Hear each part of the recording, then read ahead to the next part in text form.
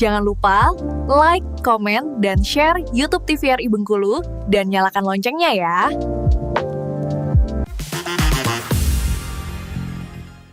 Balik lagi di Opini obrolan pas di sini. Nah, pemirsa masih bersama dengan Ibu Ndah tercinta. Yes. Ibu Ndah tercinta pada anak-anak sekolah rakyat. Betul. Ya, luar biasa sekali. Nah, Ibu, dari tadi kan kita bahas bagaimana metodenya, perencanaan seperti apa. Betul. Tapi belum tahu nih anak-anak yang bagaimana yang bisa masuk ke sekolah rakyat ini. Karena kalau kita bahas untuk lanjut ke menengah atas biasanya itu dari nilainya dilihat dari sistem zonasi. Ya. Nah, kalau sekolah rakyat tuh bagaimana? Apakah sama atau seperti apa? Baik. Jadi tadi di awal udah disebutkan sekolah rakyat ini didirikan tujuannya untuk memutus mata rantai kemiskinan. Kemiskinan, betul. Ya, sehingga anak-anak tersebut tidak mewarisi kemiskinan dari orang tuanya.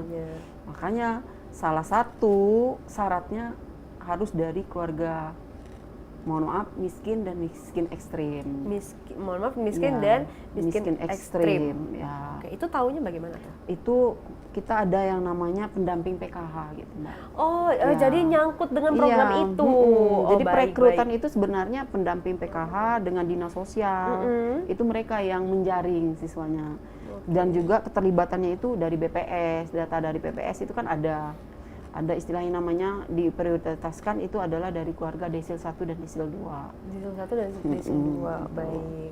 Oh, berarti itu syarat awalnya dulu? Iya, harus dari keluarga miskin dan miskin ekstrim. Nah, berarti ini apakah timnya nih yang survei sendiri atau bagaimana tuh? Apakah mereka yang langsung datang? Karena waktu awalnya kayaknya ini programnya belum terlalu sampai ya. Sosialisasinya. Belum sampai ke segala penjuru maksudnya. Ya. Sebenarnya kalau sosialisasinya itu udah memang karena kita nggak berkecimpung di sana, jadi kita nggak tahu ya. Saya juga sendiri pada saat ini dari mana siswanya, kapan pendaftarannya gitu kan.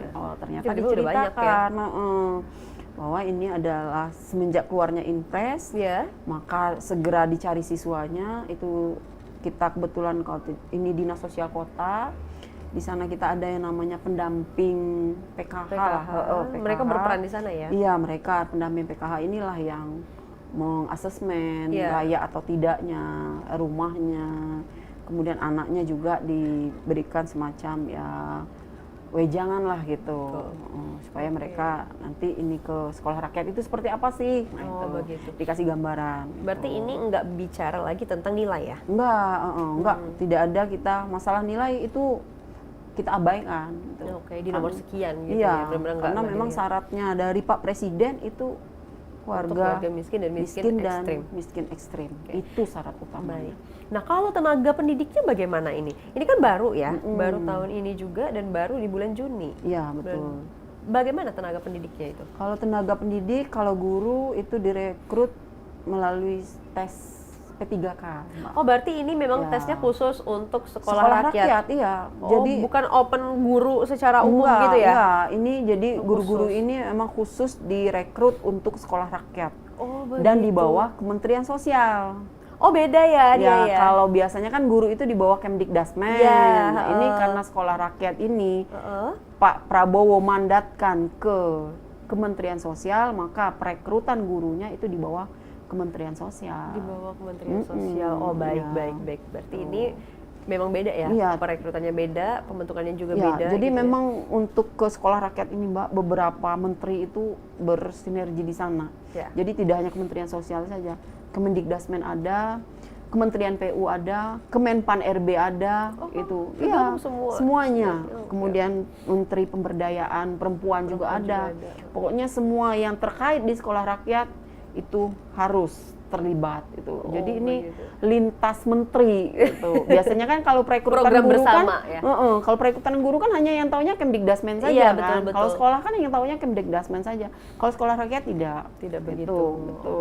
Nah, ini kan Ibu sebelumnya sempat mengajar di sekolah biasa ya, sekolah umum. Sampai sekarang ini menjadi kepala sekolah di sekolah rakyat. Bagaimana nih perbedaan yang Ibu rasain gitu loh, kalau perbedaan secara sekolah umum apa, sekolah rakyat apa, tadi kan udah dijelaskan. Tapi yang Ibu rasakan gitu loh. Ya, perbedaannya yang jelas karena beda tempat, beda penugasan. Beda sistem Jadi kan juga ya? iya.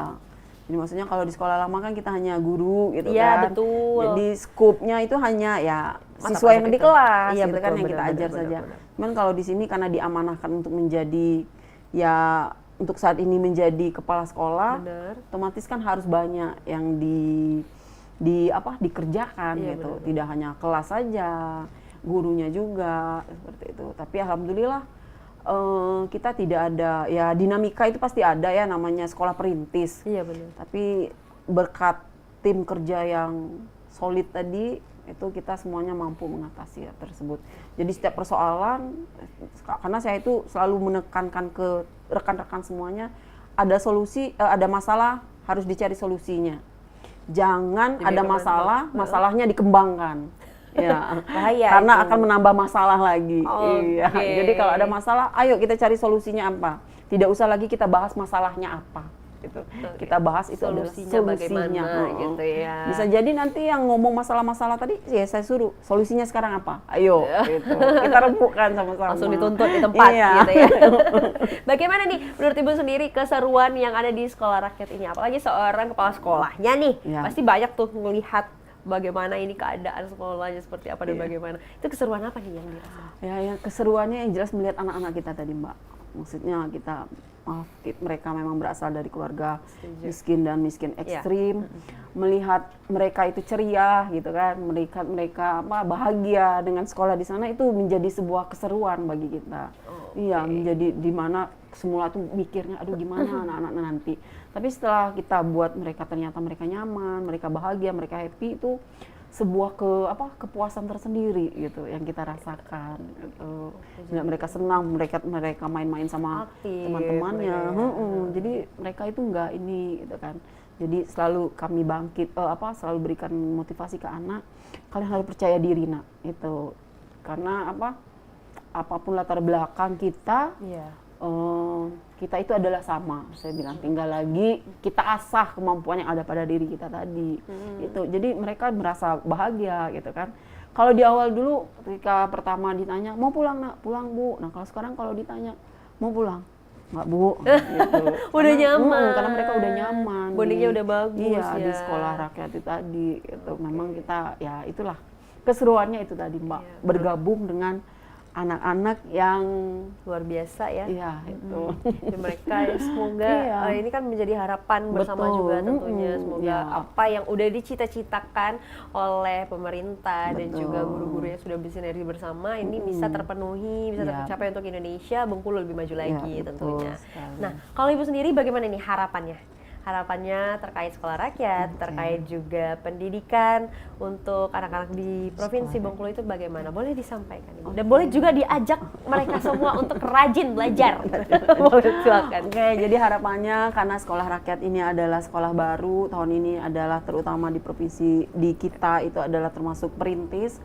Maka harapan saya memang program ini adalah program Pak Presiden Prabowo, tapi program ini adalah program yang mulia. Karena kita di sini ingin memutuskan mata rantai kemiskinan, di mana anak-anaknya di sini di sekolah rakyat itu semuanya difasilitasi, sehingga mereka nanti anak-anak yang ada di sekolah rakyat itu adalah menjadi jembatan emas untuk mereka menjadi generasi yang berkarakter, generasi yang baik, generasi yang cerdas dan tidak mewarisi kemiskinan dari keluarganya tadi. Diharapkan bisa memutuskan Iya, rantai kemiskinan betul, tersebut. itu, Mbak. Oke deh, terima kasih Itu banyak. aja harapannya. Boleh juga sekali lagi untuk disampaikan kepada anak-anaknya biar rajin belajar. Ya, ayo nak, tetap semangat, percaya diri, yakinlah kalian itu adalah anak-anak yang hebat. Yeay. Ya, tentunya harus percaya diri. Iya, betul. Modal pertama harus percaya diri Ya, dulu. ntar dulu deh masalah apapun itu Iya, harus percaya diri dulu. Mm-mm. Dengan begitu kemampuannya nanti akan lebih terasa. Akan bangkit mereka. Betul. Mereka bisa mampu mengoptimalkan diri mereka. Kalau mereka udah pede. Udah pede tadi. Iya, kalau nggak pede kan mereka udah ciut gitu kan. Iya, Aduh, ngapain nggak berani. pede ya? Iya, Orang itu. kita punya otak yang sama ya, Iya. punya kesempatan yang sama, dan diharapkan punya kemampuan yang sama Betul juga. sekali, itu. Oke deh, Ibu terima kasih banyak loh, Oke, karena sudah meluangkan waktunya Siap, untuk bisa terima hadir, kasih. cerita-cerita bareng Iya. kami di sini, dan semoga juga ini semua bisa terjalan dengan baik dan Amin. terjalan sesuai dengan cita-cita semuanya ya. Siap. Salam juga untuk para guru-guru Iya, siap. yang ada di Sekolah Iya. Rakyat, guru-guru hebat. Guru bujangnya juga masih banyak di sana. Oh iya, terima kasih infonya ya. Salam juga untuk para anak-anak tercintanya ya. Terima kasih banyak Siap. Ibu. Baik, kami juga terima kasih sudah diundang ke sini gitu. Sekaligus Sama-sama. untuk publis Sekolah Rakyat tadi. Kembali Iya. kasih. Untuk pemirsa, terima kasih banyak karena sudah menyaksikan Opini pada hari ini. Jangan lupa terus saksikan Opini hanya di TVRI Bengkulu. Aku Terna Fadini mewakili seluruh kerabat kerja bertugas pamit undur diri. Sekian dan terima kasih. Wassalamualaikum warahmatullahi wabarakatuh dan sampai jumpa.